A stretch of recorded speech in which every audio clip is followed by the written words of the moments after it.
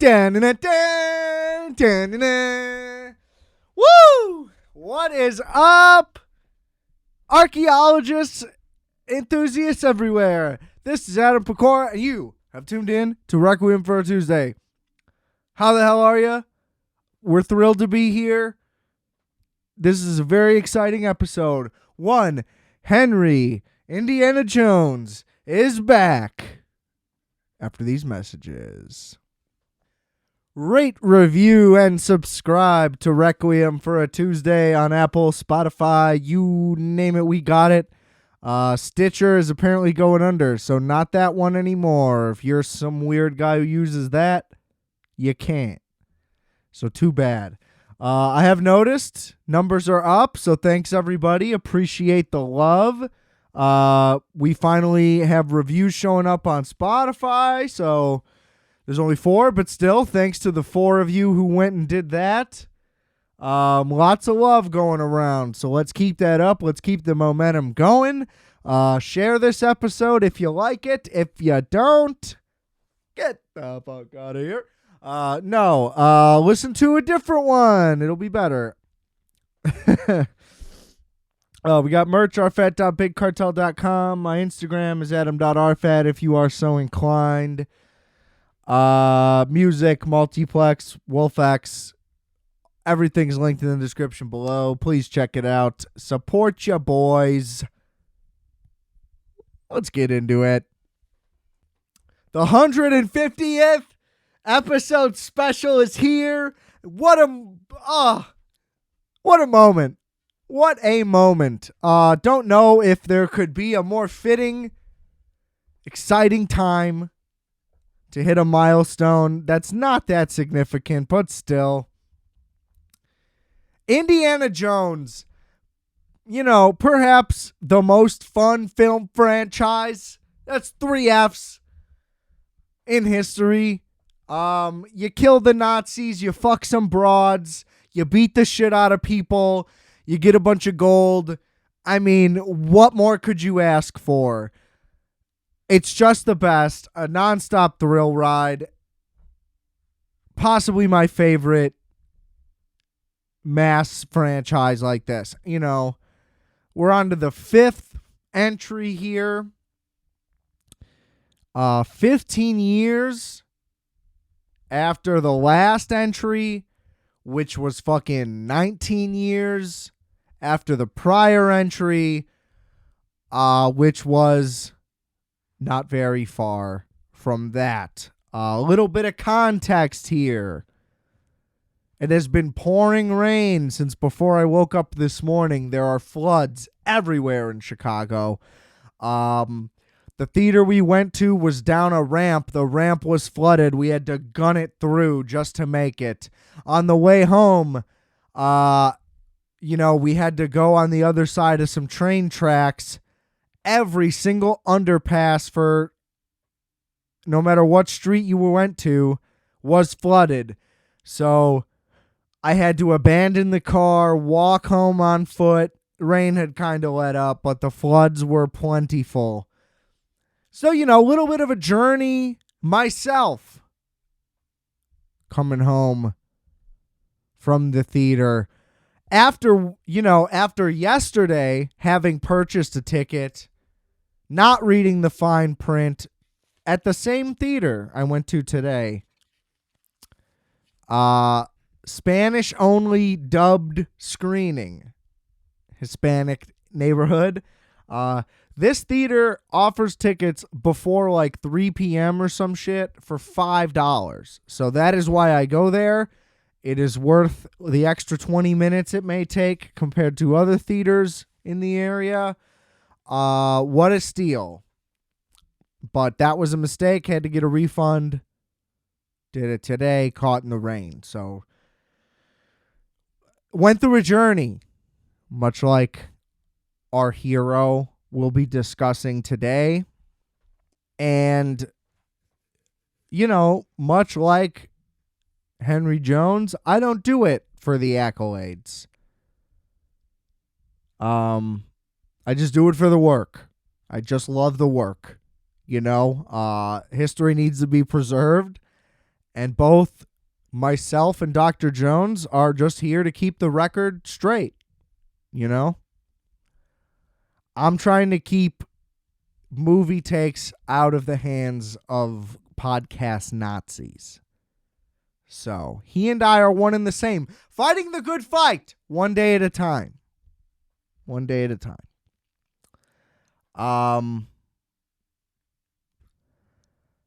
How do we even begin? Look, I'm not going to do the full movie breakdown, I decided, because, look, the first three, I think, are obviously independent from the second two, and I do think these second two kind of have a lot in common. But listen, I'm literally like, I got home 30 minutes ago from seeing this movie, so I'm still kind of processing what happened, so this is going to be kind of like live feelings that may change. This could be evolved. So I just want to say that up top before we get too deep into this. But yeah, so I think the original three, look, I've seen them so many more times. I didn't need to revisit them. Although Raiders I rewatch twice a year at least. Last Crusade, I would say I've seen within the last year or two. There was a rewatchables on it, so that refreshed me pretty recently. And look, Temple of Doom, look, I'll just go in order. Raiders, the best one, for sure. We'll probably end this with a final ranking at the end. But, I mean, nothing has really changed with this new movie, I don't think. So, I mean, wow, that was such an interesting movie. We'll get there. Sorry. My thoughts are just kind of flooding my brain right now. I mean, Raiders of the Lost Ark, one of the greatest films of all time. That opening sequence, I mean, unrivaled, as fun as anything I've ever seen. The joyous, just boy-like wonder that Steven Spielberg stirs up inside of me for this film, and I think for Last Crusade, is pretty like almost unrivaled in movies. There's not such a like giddy excitement that I should be embarrassed by that I feel in any other movies. Like, don't get me wrong, like there's an excitement that I get for plenty of other things that maybe even exceed the level. It's just, it's not the childish, like Christmas Eve, I can't fall asleep excitement type shit, where it just tickles me in all the right places. I mean, the same thing with like Jurassic Park, just the way it puts you in the world and just like, it just has the right vibe that it needs. Anyway, yeah, the opening scene is incredible, and it's just shot out of a cannon from there. It's like, I'm the evil archaeologist, and I work with the Nazis. And then it's like, yo, these Nazis are really no good. You got to go get the Ark of the Covenant, which they explain what that is. And look, this is Indiana Jones in a nutshell. He's a professor saying a bunch of shit you don't understand. Then he's on an adventure trying to recover an artifact that, even though they explain it directly in your face, you still don't really know what they're talking about, and you don't really know where they're going or why or how they know what any of these clues mean or why or whether any of it makes sense, but you just buy in and you roll with the punches, and you're like, let's go to Morocco, Africa, whatever. We're in a river, we're in a cave. Are these things historically accurate? I don't know. It seems like a lot of the time they're based on something somewhat real, but whatever. They're not really trying to teach you anything. It's like, oh, so Indy knows this guy. Am I supposed to know this guy? The answer is no, you're not. You're just supposed to be like, oh, Indy knows this guy, so it's just like, we're good. They're cool. There's like, it's weird because there's all that exposition to be like, here's the MacGuffin that doesn't actually matter because this movie's just killing Nazis. And yeah. And then, but we're not going to explain who anybody is really in any situation. And then, like, even in the sequels, they're like new people, but they just do it again. And you're like, wait, were they in the last one? And then, no, they weren't. They never were. It's nuts. Anyway. So that's pretty much it. That's the first one. Ark of the Covenant, masterpiece. The Nazis melt. We love it. Temple of Doom. They wanted to be like, okay, this guy doesn't just fight Nazis. Let's just do some more archaeology shit. Yet they managed to make a movie that is darker than a movie about Nazis being the main villain. Now they're child slaves in like the rainforest, I think, or was that also in the desert? I don't remember. This movie's also just like very loud. There's just a lot of screams, and the kid is annoying. Who I was mad at him for complaining about how hard his life has been before winning an Oscar, despite being in this movie. Please revisit that. I don't know what episode that's on, but it was good. I still feel good about it. Fuck that guy. He was annoying in this movie, and he's annoying complaining about having to wait this long to win an Oscar. You poor bastard. Get the fuck out of my face. I've never met Harrison Ford. How do you think I feel inside? I was looking at fucking Sprinter van conversions in Santa Fe, New Mexico today. And last night. $90,000. Do you think I have $90,000? Do you think I can afford a Sprinter van in the first place? No. Okay? But yeah, you poor guy. You almost didn't get to win an Oscar in your life. Boo-hoo. Anyway.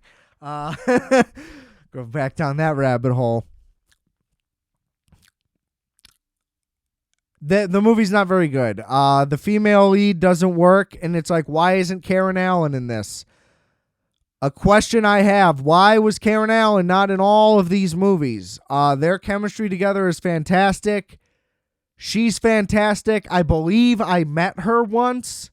I don't really remember. There was a screening of Animal House with some people that were in the movie. I can't remember if she was one of them, but I want to say she was, and she was very charming. She's incredibly charming. She's excellent every time she's on screen. She was great in Animal House as well. She's a very independent, strong woman. I sense it. It's magnetic. That's why she has excellent chemistry with Harrison Ford, who don't take shit from no bitch. That's official. Yeah, I mean, they're just electric together, so I don't know what happened there, who fucked what up in what negotiation at any point, but that's a huge flaw. I think that she improves Temple of Doom tremendously. There might not have been a lot of room for her in Last Crusade, but we could have had some. It's just like, I don't know why there was the need for him to be James Bond also. Like, it's great that he could have just had a wife that was Karen Allen, but they just had like an exhilarating relationship. I don't know that he needed to be like a womanizer who's also a brilliant professor who's also, but a guy who can fuck people up like that. I don't know. Whatever. I don't need to try to bring down a character that I love right now. This is a pro Indiana Jones podcast. I want to make that completely clear right now. Because it seems like I went from saying it's my favorite franchise to being like, is this believable? It's like, not the point. It's a film serial thing. I don't like Temple of Doom very much, is the point. It's very dark. They invented the PG-13 rating because this movie was so dark, but they're like, we're not going to make it rated R because Spielberg's our guy, and, we do what he says. But again, Nazis melt in Raiders of the Lost Ark. Also, the famous scene, the guy with the sword, he just shoots him. I mean, classic stuff. Back to Raiders. I can't say enough good things about Raiders. Don't really have anything good to say about Temple of Doom. So that's also the thing why I don't see why people have such a problem with there being a fourth and even fifth extension to the franchise, because it's not like you're ruining something. It's not Arrested Development 1 through 3, where it's like, why fuck with perfection here? The second one is a dud, and that's fine.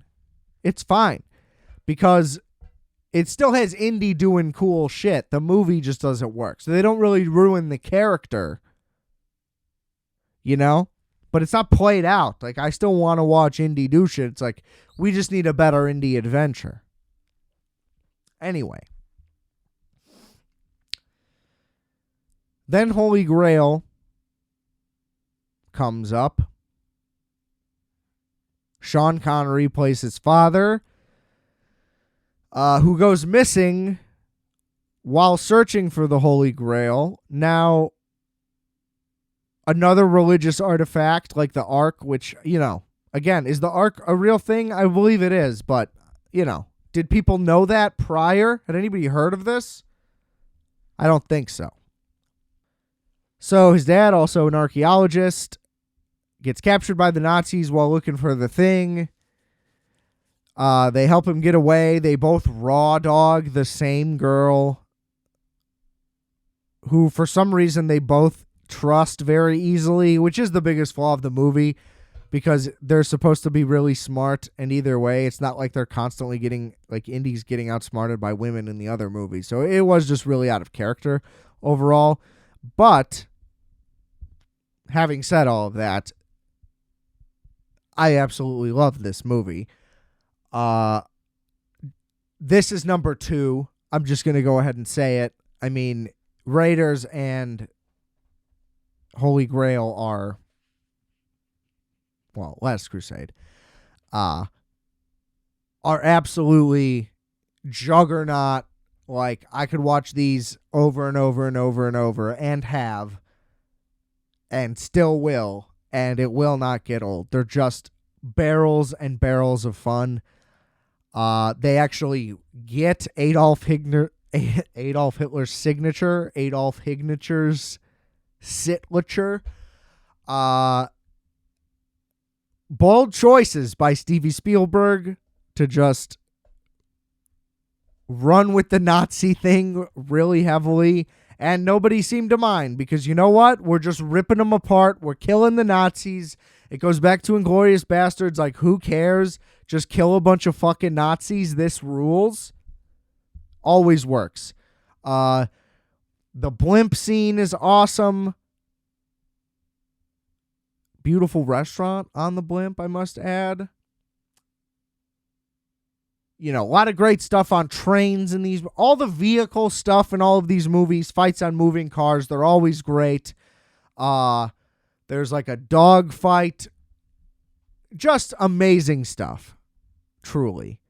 Then they find their way to the Holy Grail, and then they lose it tragically at the end in order to survive. Then we ride off into the sunset. Okay. Now that we're done with that little recap, look, like I said, I didn't want to go too deep into any of that. We all know that. We all love those. It's the divisive one is really Kingdom of the Crystal Skull, which, that came out when I was 13 years old. Saw it in theaters, of course. I had already loved the prior movies. And I loved this one. I didn't see any problem with it at all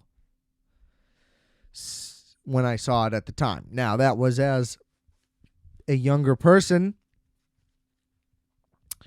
Having rewatched it last night, I gotta say, I was wrong, but not entirely, because I don't think that the things that are commonly written about this or discussed about this as the things that fuck it up are necessarily the things that fuck it up. I think that the whole first half of this movie is like rock solid, a killer Indiana Jones movie.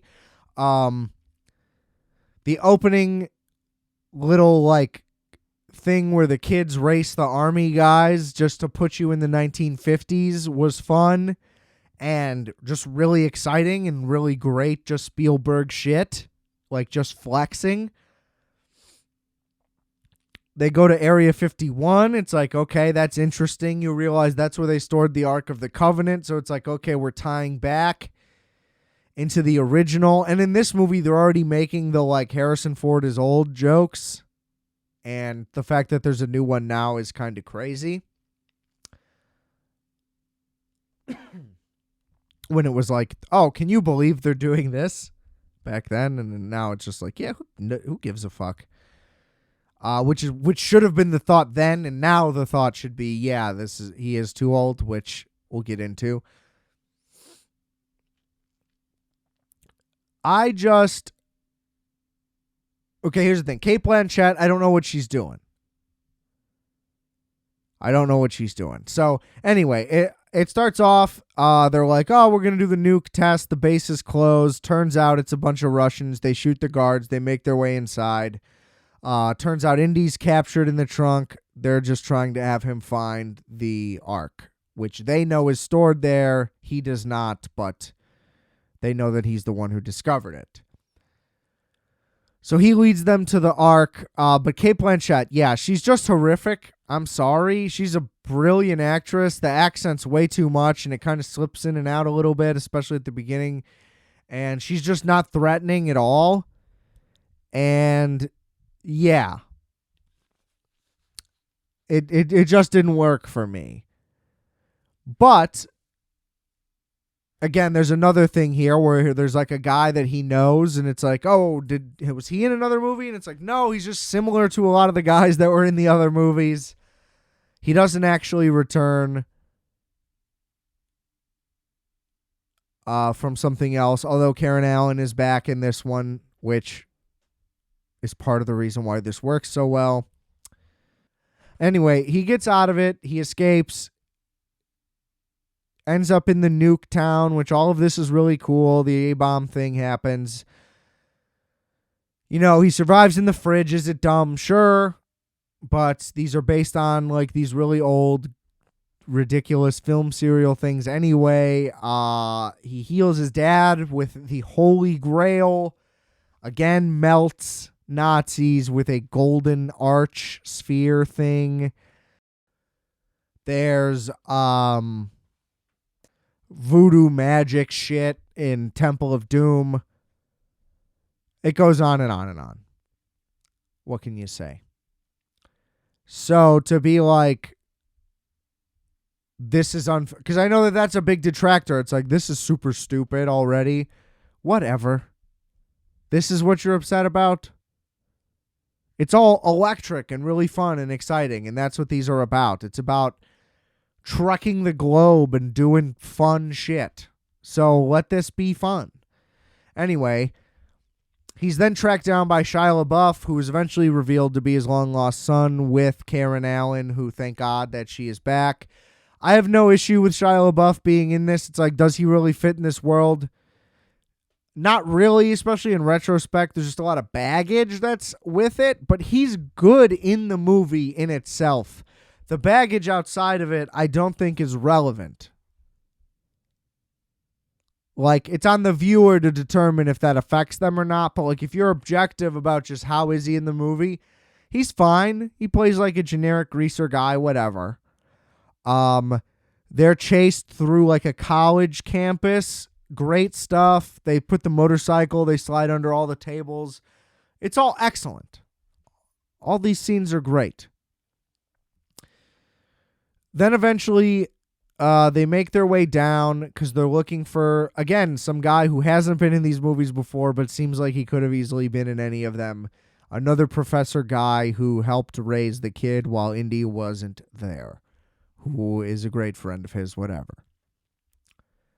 This guy goes crazy after finding a crystal skull, blah, blah, blah, blah. They reveal that it's like alien bodies. She shows that it's an alien's head, and that it wasn't like crafted. And whatever. I mean, it makes sense that it's the 50s. In fact, what I don't like about it, though, is that it's just some random Russian Cold War thing, which what it should be, this is the biggest flaw of the movie, is there should also just be FBI guys, you know, Men in Black types, just kind of following them around and like making sound. It should be a race between all of them, because it's literally just a back and forth of like, the Russians have it, now Indy has it, now the Russians have it. And then that guy who betrays him at the beginning and reveals that he's with the Russians at one point is just like, I'm CIA, I'm a double agent, Indy. And he's just like, oh, okay, and just trusts him again.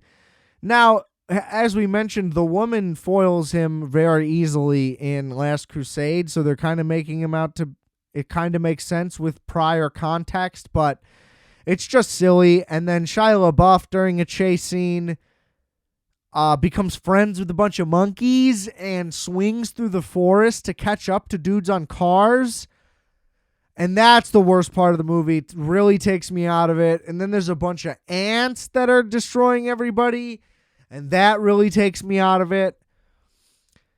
And then they're back to like doing indie stuff where they're like solving puzzles and they have clues and they're like talking it out. And they're like, you know, it's dumb Indiana Jones shit, like when they're in the library in Italy or whatever other part of the other movies you want to refer it to, where it's just like, oh, this piece of paper says da-da-da-da-da that this guy said in 500 AD, but that's a riddle, which means this, and then that means this, and then I MacGyvered a solution, and you push this brick, and everything's solved. And it's just like, whatever. That means you have to put the staff at this time of day and shine it, and then the sun catches it. And it's like, how did you decipher this riddle? It makes no sense. But cool, great. Again, that's what I love. Say a bunch of things that don't make sense, and then exciting things happen, and it's like, fantastic. This is brilliant. I love people solving puzzles. And then, yeah, that part gets great again. And then you realize that it's like a council of aliens, and they needed the final head to like complete the council of aliens to like return a mothership back home. And it's just like, this is cheesy pulp sci-fi bullshit, which is what they're going for. Yeah, you know, just not that great to me. To me, instead of this being I guess the difference is like, instead of being an elevated B-movie style, which is kind of what they're going for with the film serial thing, 2 and 4 just are kind of more B-movie quality. Whereas 1 and 3 are A movies. They're like Tarantino, like, you know, Tarantino's entire career is just elevated B-movie styling. Hard genre shit. And it just didn't hit the mark, but that's why I think the CIA element could be a little more there, because the villains just don't work. You know, they're just chasing like a few Russians. Wouldn't the government be on top of it because they keep talking? You know what I mean? There's just not enough conflict. It's just too thinly veiled. They go down all these waterfalls in a car. It's just kind of absurd. But it is kind of in the same playfulness that the other 3, like things like that would kind of happen there. There is still pretty good chase sequences, as there always is in these. It's just once they leave the U.S., it just gets a little crazy until they're back to the archaeology shit. Like at one point they get away and then they just tell the crazy guy to get help. So of course the crazy guy just gets the Russian people. Those are the only people he knows. Like, how would he go get help? Doesn't make any sense. You're in the middle of the rainforest. Just a lot of silly shit like that, where it's just like, this isn't quite, it's just not quite right. And I can't really explain why. But again, the Shia LaBeouf stuff didn't really bother me, other than when he had to swing through the jungle, and that was supposed to be like, I don't know what that was. That was just crazy. But I had no problem with him being in the movie or them alluding to him taking it over. And I love that he got married to Karen Allen and we made that official. Now, let's move on to the next one. I had mentioned on the pod, and I've been telling people for years, my idea for the last Indiana Jones. I'd even said this for the last one. But what the like whatever the final movie should be, which now is definitely this one since Harrison Ford is 80 years old. I was a proponent of Ponce de Leon. Indiana Jones looks for the Fountain of Youth. In the end, maybe he's like, he doesn't want to do it, whatever. He's in a fight, something happens. Who knows? Like, he doesn't do it on purpose. He falls into it or whatever, because the thing is, the thing they're looking for is always like something evil. And like his foes' greed is what always consumes them, and they try to do too much, and their greed results in them dying. Whereas Indy is always cool and level-headed and is just in it, for the history or whatever. So, something would happen where somebody's trying to exploit it for the wrong reason and they would just end up dying. But then something would happen and it would work positively on Indy and he would come out as a younger man, but he would come out as like, Chalamet or whatever. It wouldn't be Chalamet, but you know what I mean? It'd be Shia LaBeouf. And that's how we could carry on the Indiana Jones franchise for however long we want. Like, that's the easy way to at least open the door to something like that if we wanted to continue. I thought that was a great idea. Look, they didn't do it, and they didn't pass it off to Shia LaBeouf either. From this point of the episode on, there will be spoilers for Dial of Destiny, so steer away if you don't want to hear what happens, because it's going now. Shia LaBeouf's dead in the new one. They wrote it off as he went to Vietnam and died. And that caused a rift between the marriage of him and Marion, I believe is the character's name.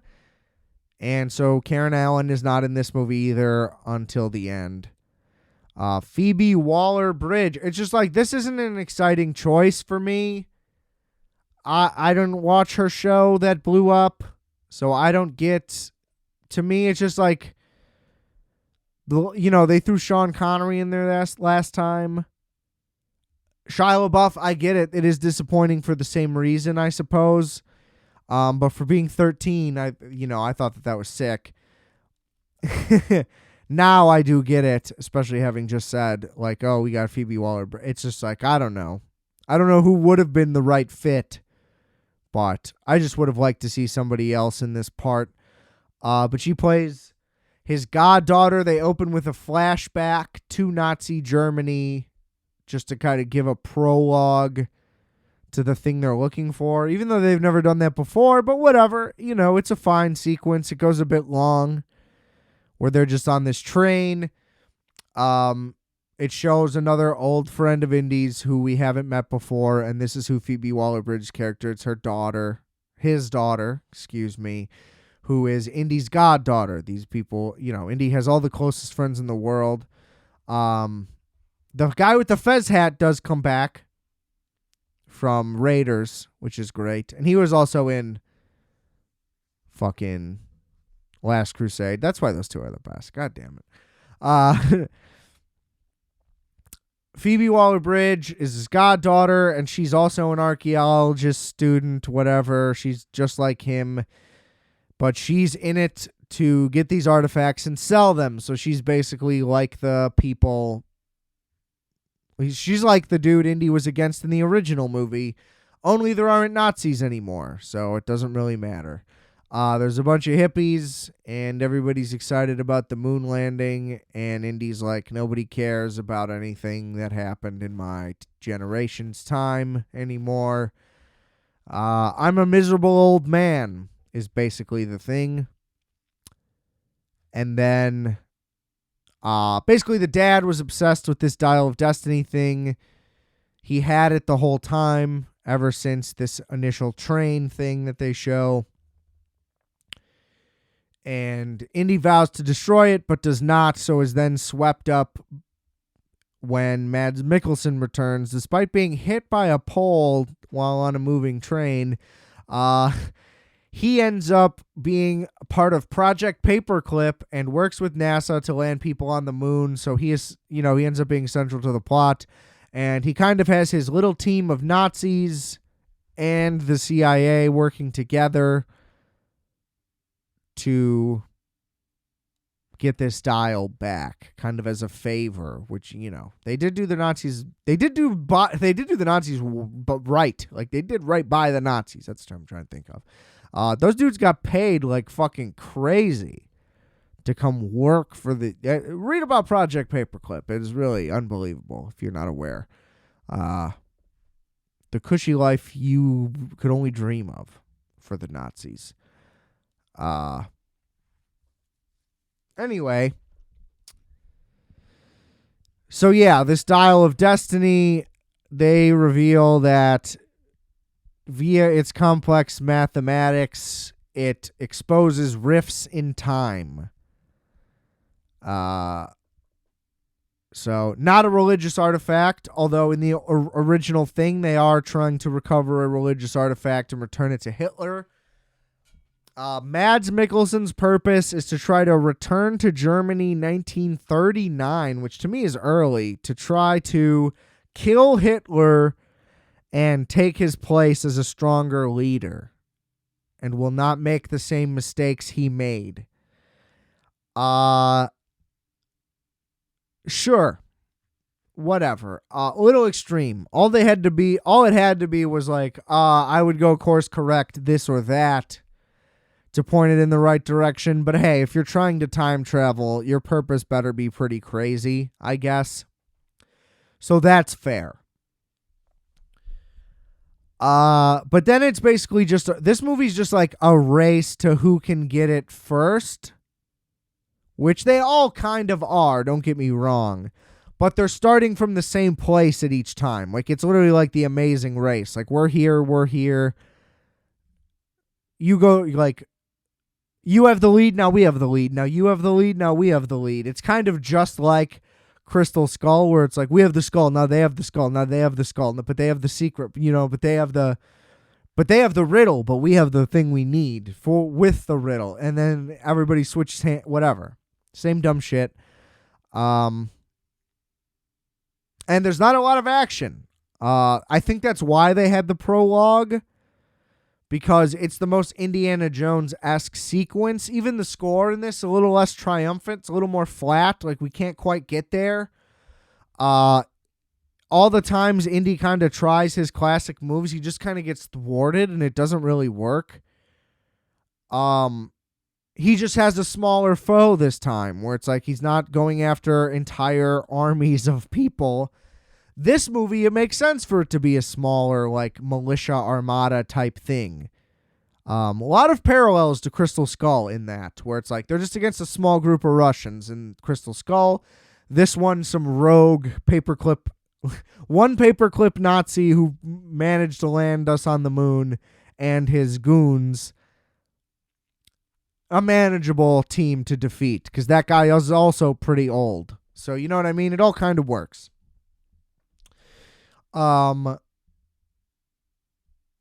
Phoebe Waller-Bridge then steals it while there's all this commotion. There's a chase sequence through a parade that's fun, and everybody gets away. Phoebe Waller-Bridge takes it to, like, Morocco, where she has a crazy ex who's, like, trying to kill her, but not really, and they're chasing them while they're trying to chase the Nazis, and she has, like, a young boy accomplice, like, trying to nod to Indy, like in the second movie. And, it kind of works. I don't find the kid all that funny or charming. Like, that's the thing. There's not a lot of comedy or anything really in this. It's kind of all played very seriously, because Harrison Ford is just kind of like a cranky old man the whole time, and Phoebe Waller-Bridge just isn't very funny or charming. Like I said, like, I just don't Her character doesn't really do enough for me. She kind of is on both sides. Like, she clearly loves Indy, but she's hurt that he wasn't around like he said he would be after her dad went crazy. So she's harboring those kind of feelings. But she realizes, like, oh, I can't sell it to these guys the more serious it gets. And, yeah, they kind of end up on the same team. But they're kind of against each other at first, which is classic Indy energy. You know, he's always trying to be the smart one who's right and wants to do everything his own way. Like, he's a stubborn guy. It's all kind of in the same realm, but it's a lot less playful. There's just not as much the essence of fun, which definitely was in Crystal Skull. Like, the banter with him and Shia LaBeouf is very like, I'm old, you're young, but it's just I'm stupid, or I'm smart, you're stupid in the other ones anyway. So the dynamic still kind of worked there, and then his dynamic with Karen Allen was great. So anyway, that kind of element wasn't really in this one. There's not even really playful banter with the villain, which usually happens. There's not just like a lot of one-liners. It's a lot more joyless, this movie, which it still has great camera work, as if Spielberg did it. There's a lot of nods to the other movies. But yeah, the direction is all fine. It's just, I don't know. It just doesn't have the same feeling. So anyway, they're then on a boat and they go in the sea to like find the clue that gets them there. And then the Nazis catch up to them really quickly, but then they steal it back. And this whole thing is just completely unnecessary to me. There's like it's like 20 minutes they could have cut. And this movie's 2.5 hours. It's way too long. Crystal Skull, I thought, was this long, only 2 hours, and it feels long. They just could have cut this whole middle part. Antonio Banderas is in it, kind of for no reason. Because they even do the map transition thing to cut the travel out of it, like they did in the other movies. And just to show them do a quick boat thing that's not very exciting and not very interesting. And yeah, the Nazis come, they take over, but then the Nazis lose and Indiana and them get away. So it's like all they had to do was not do any of that part, and then we didn't have to meet new characters who then just die anyway. Yeah, it was just useless and it didn't work. This to me was the worst part. And then they chase them back down. They go to the guy's tomb who like made the thing. They need to acquire the other half. He's buried with the other half.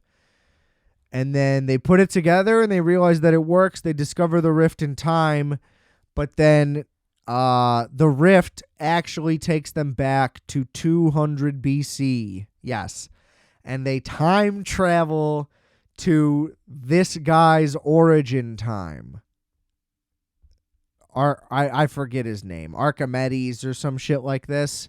And he's some like ancient Roman Sicilian math guy. And yeah, they go for it. And they actually show up in this past. And Indy's like, leave me here. I'll just die here. And she's like, shut the fuck up. And she hits him in the face and takes him back. And it's kind of like what he would have done to his dad. So it all works. It's just, I don't really buy that they're that related or that they care about each other. And that's the biggest flaw of this movie, and it makes it not work. The fact there's not a lot of that classic Indy. There's not that scene where they describe a bunch of weird shit and then solve a puzzle in the same way. It's all very easy. They just kind of show up and do stuff. And there's none of that, like, balance the sand on the thing or run through the way they had to get to the Holy Grail in a very specific way, or the way they had to solve the puzzle in Crystal Skull to release the sand, which opened up the thing. Like, even that one was simpler, but still, like, they had to go through more stuff. In this one, they kind of just traveled to the things, and it was all very kind of neat and easy. And I get it. It's limited by his age, so it's a lighter adventure. And that's the thing. Like, they don't all have to be the biggest, grandest things. to show it. Like, there could be a smaller version of this movie where he goes on just like, I don't know, whatever. They go on some deep cave dive dig and, whatever. Not the point. I'm not here to fucking pitch another side Indiana Jones movie. Point being, like, it doesn't have to... It's on me for trying to make it like, oh, there needs to be like a big ending. It's like the dude's 80 years old. We just get to watch like his last adventure. And his last adventure doesn't have to be his most exciting one, and it wouldn't be. You know? It's just that... I don't know. The fact that he's fighting like one paperclip Nazi in the end... Interesting. Like, why make it a Nazi one again, I guess? I guess because, like, every other one has to be a Nazi story. I don't know. They did involve the CIA in this one, kind of counterpoint to what I said about Crystal Skull, which felt like it was missing, but then they just kind of get killed and nobody cares and they just bow out. The fact that they actually time travel is kind of crazy. But as he says in the movie, and as I mentioned earlier, like, he's seen a bunch of crazy shit. Like, the Holy Grail healed his dad. Aliens, the Ark thing, the temple. I mean, like, come on. It's all insane. But the fact that they just do it, it's kind of nuts. But hey, go for it. Let him have one last fucking amazing adventure. See, because I'm looking at it from his perspective. Like, as far as the movie goes, like, just the pacing of it, the fact that it was like, okay, we're going from New York to Morocco. This part's all fun. There's just one big chase in New York, and then one big chase in Morocco. And then it's a boat chase, and the boat chase is what sucks. And then it's a plane chase. And the plane chase isn't very entertaining either, but that's when they just go through the time rift. But essentially, that's what this movie is. There's a chase set piece, then a chase set piece, then a chase set piece, and then they're back in time. And it somehow takes 2.5 hours, and then it's just over. The pacing's very odd, and that's what needed the most work, and I think it just needed a larger edit. But look, I think they show a man in a stage of his life where he has technically kind of lost everything. He doesn't have any friends. They're all kind of dead. His wife left him because their son died because he couldn't tell him to stay, and it's very strong against him. Look, I'm making the case for this now. See, I told you, I thought I wasn't really feeling it, but now that I'm thinking about it and it's resonating with me, I needed to talk this out with y'all. There's parts of the movie, I guess, that don't work, but the central theme of, like, here's a man at the end of his life looking back on all the adventures he had, and all he really needed was, like, a stable family structure. And in the end, he wanted to leave it all behind because he left it all behind in his life already for the sake of these adventures and for history, that he wanted to just be history. And she's like, no, we love you. We're going to be a family now. And he wakes up and Karen Allen is there and they're all living together. So, he'd been in a coma, whatever, because he had been shot and, he's an old man. So recovery was tough, whatever. I buy the message and what happens in the end. And I don't care that they went for it. Look, they went for it with the alien thing, and that was with Spielberg. Spielberg didn't do this one. George Lucas didn't do this one. They were just producers, so I'm sure they didn't lift a finger or whatever. They maybe gave a final approval, just said, go for it. I don't mind that he also time traveled. This guy's done all the best things. I love that he got to do one more amazing thing. I love that for this character. And that he got back with his wife. Because he needed it. He was a sad old man who was forced to retire. And he would have had nothing else. So now he had this memory that he went back and he met that guy. And look, yes, it's crazy. I get it. But the whole thing was that it was like a NASA scientist and all this. And he understood. look, crazy plot, a bit of a stretch, but they all are. They all are. And it's just tonally a bit different. So, I don't know. I'm going to do my final rankings here. I think they're going to be a little bit surprising as I do it right now. This is off the cuff again. You heard me literally just talk myself into liking the movie after starting with not liking the new movie as much. So here we go. Number 5. We're ranking worst to best, by the way. Number 5 wasn't clear enough. Number 5. Indiana Jones and the Temple of Doom. Oh, that's right. He did it. He did it, ladies and gentlemen. I think it's the worst one. I want to watch it the least. Number 4.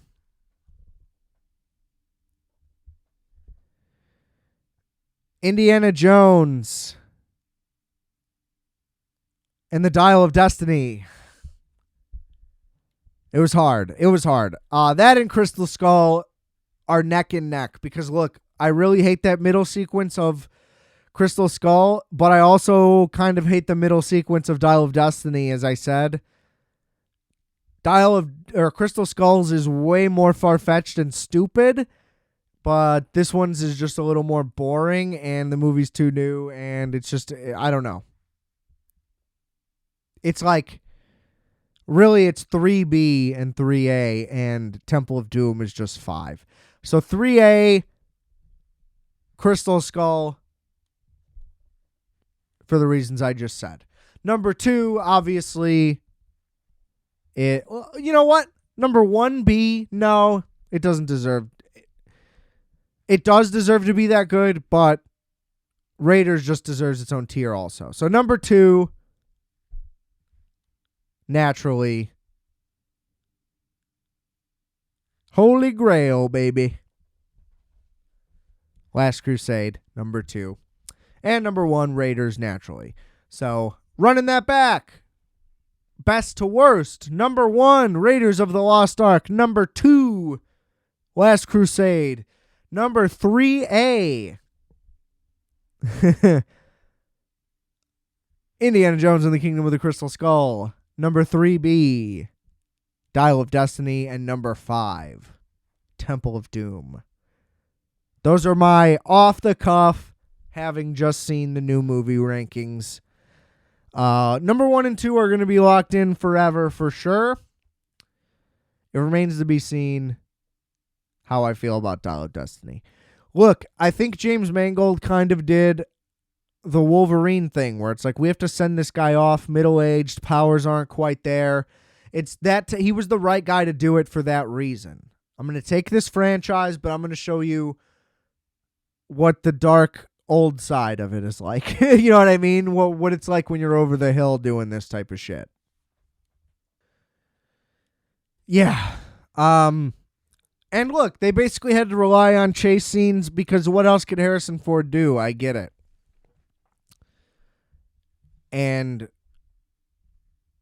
you know, you have to adapt and make the most of the story with what you can. And they didn't try to have him do too much and just make it look stupid, basically. Like, oh, it's a body double, but he's still 80. Like, oh, he's doing it? Well, he's 80. He couldn't be and shouldn't be.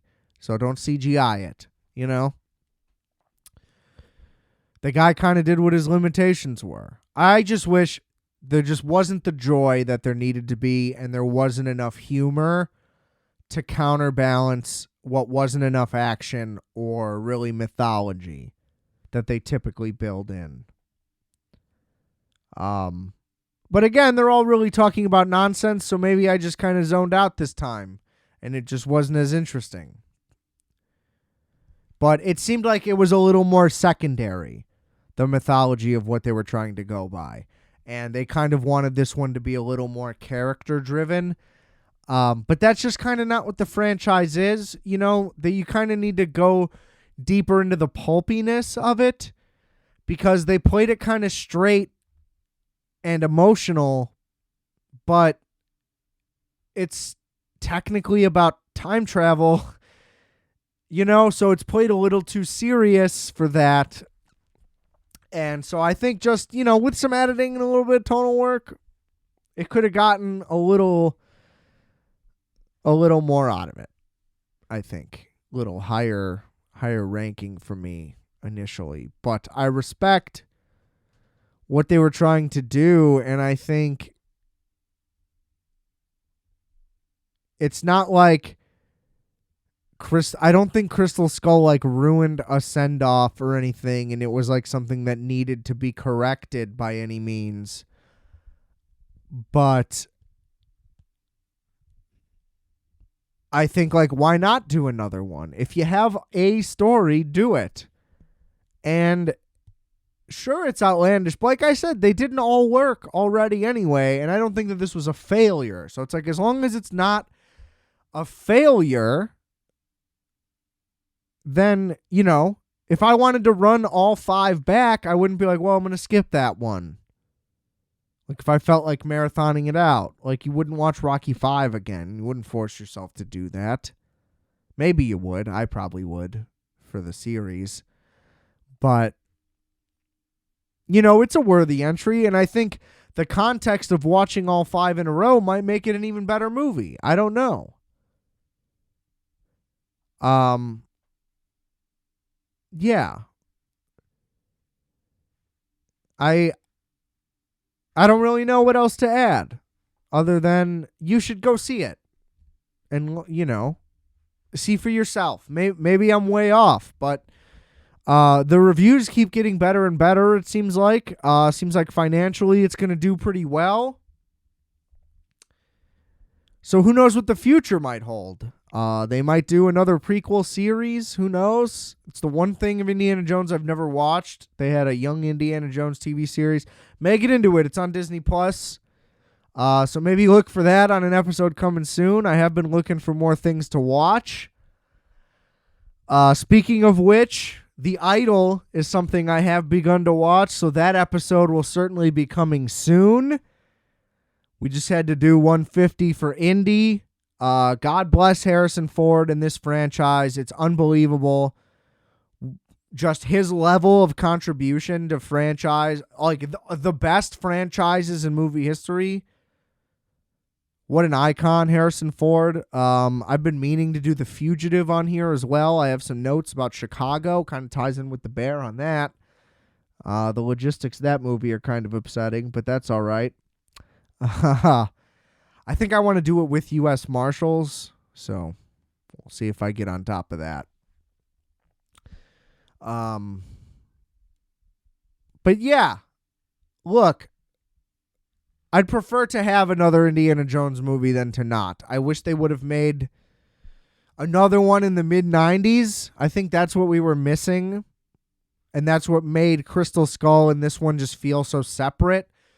Although they are similar, and they're the two that are kind of tied together. We almost need a second trilogy now. So in a few years, like, let's do one more where he's in it, but he's just like in a rocker telling a story. And then it's a young version of himself, or I don't know. But there's something. There's a way it could work where maybe he's in it one more time, but doesn't really have to do as like anything and isn't even really starring in it. Maybe he just kind of is reading over the top. Like it's his, maybe he dies and he like leaves a clue for like something he had stashed away in his past. And so they're on the chase, like trying to find the thing that he's looking for, and they're reading his clues and going through all of his old stuff and like using his tricks and stuff that he learned, and he's just kind of there as a like voice coming through, so he kind of narrates it when they read the letters, and then maybe they see a vision of him or like they allude to him a lot. I could see like an epilogue movie doing something like that, but we don't need it. 5 is plenty. This works just as well, but just a theory for a way they could keep going in some way. Or, just have it, I don't know. we'll leave it at that. I'll be back next week, ladies and gentlemen. Enjoy the 4th of July. God bless Indiana Jones. God bless America. Rate, review, and subscribe to Requiem for a Tuesday. Please share. And give me those 5 stars. And remember, I are fat, you are fat, we are fat. Calculator.